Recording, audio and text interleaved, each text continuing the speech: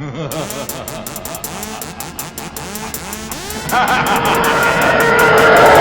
everyone, welcome to KRYPTALK, that Irish guy that talks about Bitcoin. Huge news this week is America is set to get its very first ever Bitcoin ETF. So we're going to talk about exchange traded funds, exit strategies and profit taking. Let's get started.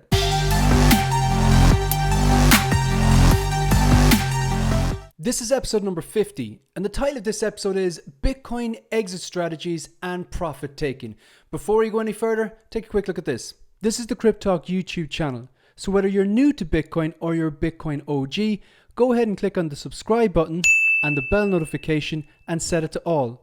So that way you'll get a notification every time I drop a new video and you can stay up to date with the latest Bitcoin price action and news. And a quick look at the charts. Okay, let's get the basics out of the way. This is the Kraken chart. These are daily candles and Bitcoin is trading at $60,752. Bitcoin went up as high as $62,400 last night, which is only $2,500 off its all-time high.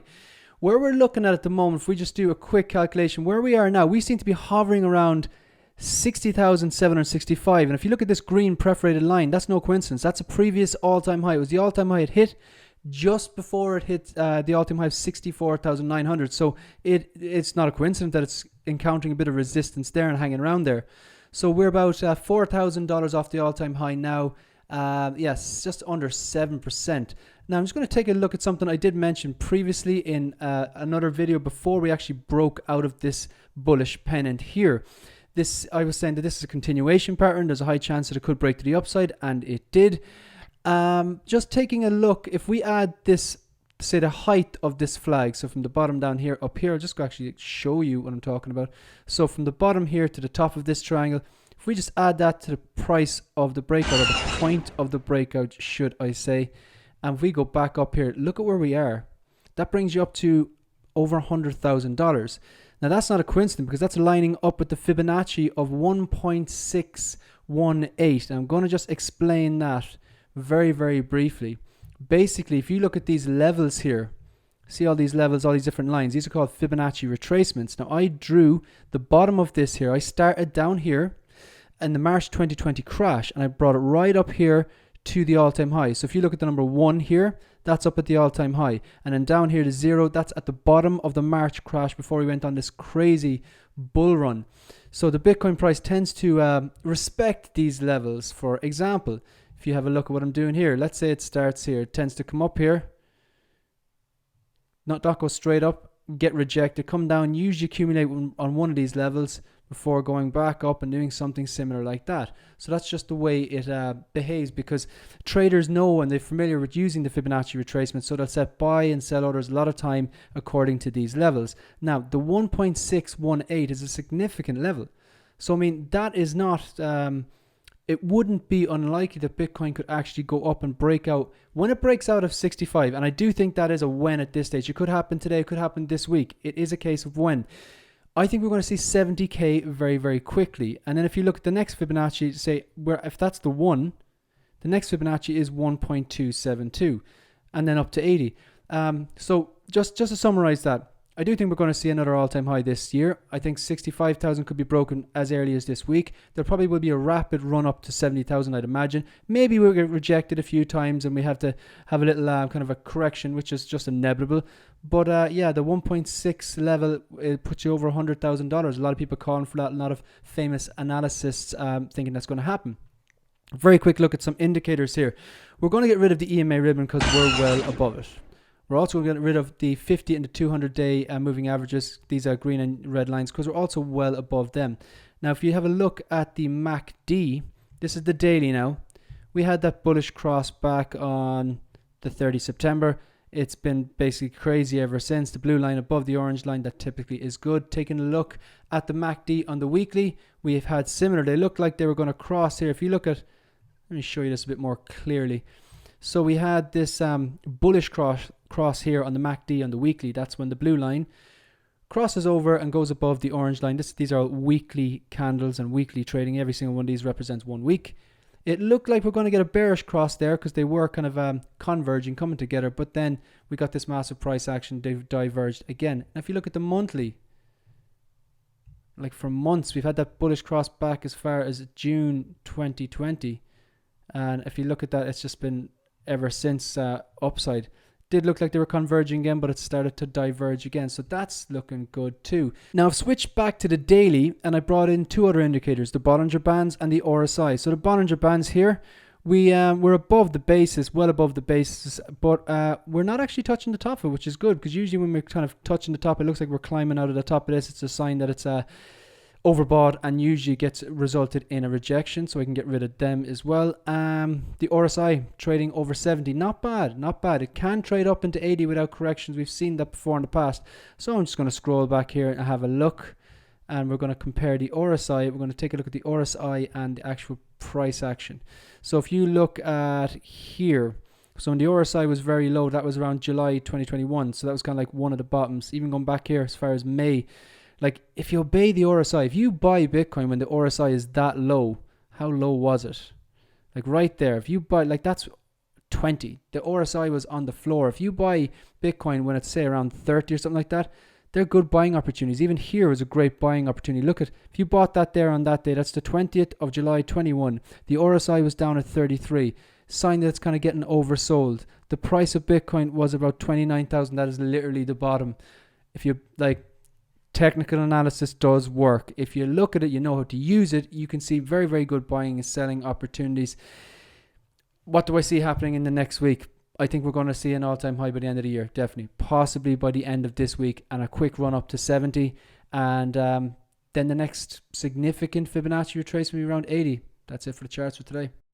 Now I'm just going to take a few seconds to talk about my dollar cost averaging project. Every single episode I buy €10 worth of Bitcoin, and then we see if it's in profit or in loss. So let's have a look. So I've been doing this for 37 episodes, so 37 episodes by €10 per episode. Total invested is €370. I took that €370 and I bought Bitcoin. That Bitcoin is now worth €900.82. So the €370 I invested in Bitcoin, the Bitcoin that I bought with that is now worth €900.82.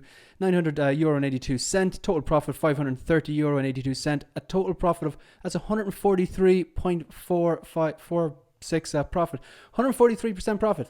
That's not bad. There's never a bad time to start dollar cost averaging. It's the safest way of buying Bitcoin and other cryptocurrencies. On with the episode. Bitcoin ETFs. What's all the hype about? So a Bitcoin ETF is an exchange traded fund. There are none in America because they've all been blocked by the governing body, which is the SEC. That's the United States Securities and Exchange Commission. All of the applications for these Bitcoin exchange traded funds on American soil have been rejected. Canada have one. I'm pretty sure other countries have them for Bitcoin, but America as of now doesn't have any because it's all been blocked. Pretty sure the Winklevoss twins applied for one of these before and were rejected, but there has been numerous blocked by the SEC. Now the word has come out, if you look at any of these articles here, it is the news at the moment that the SEC are no longer going to block these applications, and we could see trading as early as next week. This is bullish for Bitcoin. What is it though? What is an exchange traded fund? Basically, it's a way of trading Bitcoin futures in a similar to the way that stocks are traded. So it is worth noting that if people are trading on this, assuming that they do go ahead and they start, if people are using these ETFs, they don't own the underlying assets. They're kind of betting on the future price of Bitcoin. So it's not like when you go on to Coinbase or Kraken or Binance or Bybit or BitOasis and you buy your Bitcoin, then you send it to your ledger or your cold storage wallet, and you have your own private keys and you have custody of your own coins. You're basically your own bank. It's not like that at all. However, we've seen in the past where the word traditional comes into Bitcoin and where Bitcoin are offered by these traditional trading platforms in similar way to stocks, we often see increased prices and bullish action. However, if you can think back to 2017, if you're in the space, when the CME, that's the Chicago Mercantile Exchange, they offered Bitcoin futures contracts. There was massive hype in the build up to that. And then the day it actually launched, which was the 18th of December 2017, that was the day Bitcoin topped out at around $20,000. And from there on, it crashed because people shouted short in the market. So in summary, this is a new other way of more traditionally trading Bitcoin. However, you don't own the underlying asset. Probably is positive for Bitcoin in the long term. It's going to offer more exposure. I'd imagine this will drive us over the line, a new time high and maybe even higher highs. but I would be wary, is a similar event going to happen like it did, that CME futures did to Bitcoin 2017. That's it in a nutshell. Could you do me a quick favor? It'll only take a second and it's completely free.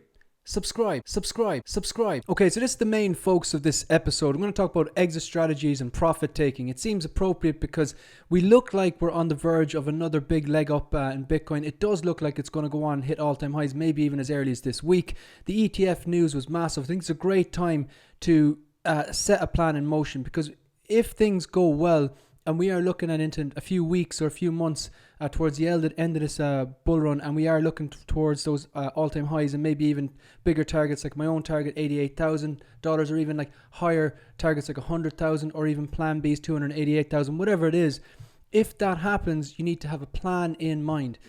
So hodling is not an exit strategy. Hodling and holding on for dear life is fantastic for the bear markets. It's great for when we have these 50% crashes like we had with the Elon Musk and the China FUD over the summer. I mean, if someone had bought in at 60 and then panicked and sold at 29, they'd feel pretty annoyed right now. So hodling's great for the time when Bitcoin is crashing. That's when you do need to hodl and just have faith that it will come good again. But in terms of exit strategy and profit taking, you don't want to end up getting rich on paper. So I'm going to bring you through 3 simple options for exit strategies and profit taking. Personally, I don't think I'm ever going to not own some Bitcoin, but I don't intend on holding my entire portfolio, because let's face it, like, we're all in this to make some profit and make some money. We whether it's what you want to educate yourself, or whether you want to invest it into yourself or your family or your business or your hobbies, or maybe you're setting up a retirement fund, or you want to travel the world. It doesn't really matter, whatever your passion is. You do need cash to fuel that. So cashing out and taking profit is actually a good thing. So I'm going to look at 3 very simple strategies. So the first one is the most basic one. This is kind of common with noobs as well. So let's just say someone has 1 Bitcoin and they say you pick a target. So if you've done your own research and you think Bitcoin is going to hit 100,000, and you've done all your research, you've read up about it, and you're convinced this is going to happen, you have faith it's going to happen, you're going to have patience and willing to wait for it, and you just set that price target, and then when it hits 100,000, if it hits 100,000, you sell up, you walk away. There's obviously pros and cons to that. You're out of the game. Bitcoin could go up to 150, 200, 250, who knows, and you've got to watch that climb up. Plus, people can get carried away into hysteria when it does hit those massive highs. We've seen it before, we'll see it again. It's very hard to hit that sell button when the price is skyrocketing. So I think people need to be kind of, emotionless and a bit more clinical in your approach, that if you have that plan, just stick to that plan. And if that's the way you're going to go, you want to sell, you're in it to make that profit, and you've hodled for long enough and you feel it's hit that target, and maybe you don't think it's going to go up any higher, or maybe you do, but you want to just cut that off. Pick your target, sell out, walk away. Of course, you're going to have to pay taxes on that and everything that to avoid any penalties or jail time and stuff. So that's just the way it is, depending on your country. The second exit strategy, a little bit more complicated, but still relatively simple. Again, let's just say you have 1 Bitcoin and you think the price target, you think it's going to hit $100,000. What you do is you ladder out. So you don't sell everything. You don't wait for 100,000 and sell out there. What you do is you cash out smaller parts along little checkpoints along the way. So when it hits $60,000, you might sell 0.1 or 10% of your portfolio. When it hits 70, you might sell another 10%, and all the way up. So the advantage of this is you lock in little gains like that along the way, and you don't have to wait until it gets to 100,000 if that's going to happen. The disadvantage is when you've sold that 0.1 at 60 and then you watch Bitcoin up to 70 and 80, you're thinking, I could have sold higher. But again, swings and roundabouts, whatever works for you. Now the last one, a lot of people do kind of ask me, like, what's your exit strategy? What's your end goal? What's the point? And I don't have a lockdown solid exit strategy. It does change, but I'm getting closer and closer to having that kind of my own personal exit strategy and profit taking technique. So what I'm going to do, what I plan on doing, is sell a percentage of my portfolio at a specific price target. Now, obviously, my price target is $88,000. I do outline that in loads of different episodes. Why? So if and when Bitcoin hits $88,000, I'll sell a certain portion of my my portfolio. So let's just say, for argument's sake, that you had 1 Bitcoin. Let's say I have 1 Bitcoin and it goes to $88,000. At $88,000, I'll sell maybe between 0.2 and 0.25 of all my Bitcoins, about 25% of all my Bitcoin. And what I'll do then is I'll convert that into a stable coin, or at least very least leave it on the exchange, and then when inevitably does crash, I'll buy back. Now I hear a lot of people kind of saying like, you know, it's almost a meme at this stage as well, that, you know, that what happens if it keeps going? That's one of the disadvantages. It might go up, but it might never come down again. However, I've been in this market for 4 years now. I've been interested in Bitcoin 6 years. It always crashes. It always runs up, but it's always crashing as well.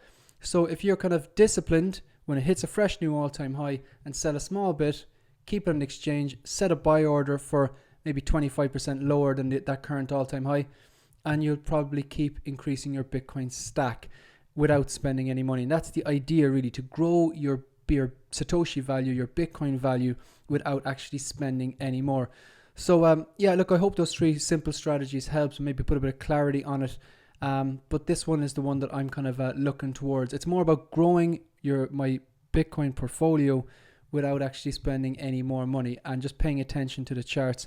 So that's the plan. When it hits a new all-time high, have a certain target, I'll sell a certain amount, but the whole point is I'm probably going to buy back lower, or at least if, you know, things don't go according to plan, you have that cash then waiting on the exchange, and you can take that. Hope it helps. Okay, folks, that's the end of this episode. So I just want to take this opportunity to say a massive thank you to anyone who's watched the videos, liked the videos, or subscribed to the channel. We're on 329 subscribers, and we are on our way to 1,000 subscribers. So if you got any sort of value from this episode or learned anything new, go ahead and like, subscribe, and as usual, sláinte. Bye bye bye bye bye bye.